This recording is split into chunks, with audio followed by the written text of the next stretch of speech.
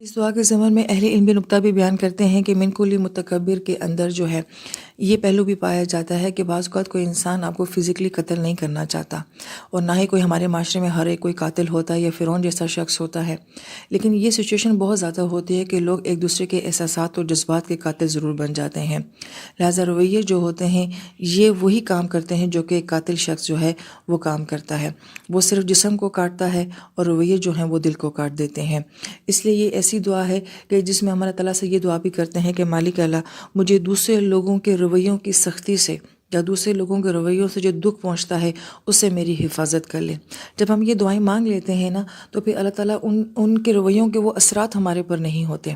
اور ہم اس طرح سے دکھی نہیں ہوتے، یا ہماری زندگی پہ اس طرح سے ان کے رویوں کی وجہ سے مایوسی نہیں آتی ہے، کیونکہ یہ دعائیں جو ہیں ہمیں ان کے اثرات سے بچا لیتی ہیں۔ بالکل ان دعاؤں کا ایک ظاہری نظام ہوتا ہے، ایک باطنی نظام ہوتا ہے۔ جس طرح یہ فزیکل نقصان سے بچاتی ہیں، بالکل اسی طرح سے جو ہے یہ روحانی نقصانات سے بھی بچاتی ہیں۔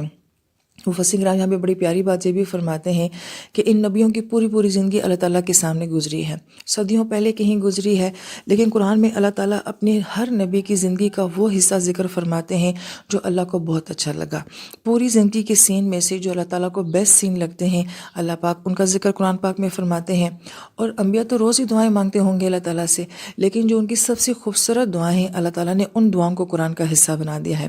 اس کا مطلب ہے کہ ہر دعا کے پیچھے ایک ویژن ہے، ہر دعا کے پیچھے ایک سوچ ہے جو کہ اللہ تعالیٰ ہمیں سنانا چاہتے ہیں اور ہمیں بتانا چاہتے ہیں۔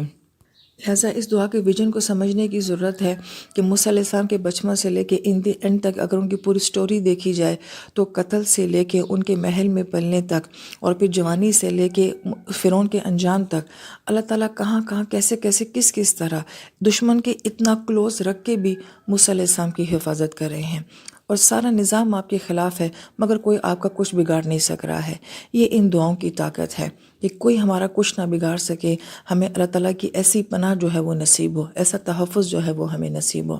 اللہ تعالیٰ ان دعاؤں کے ذریعے ہمیں اپنا قرب نصیب فرمائے، آمین یا رب العالمین۔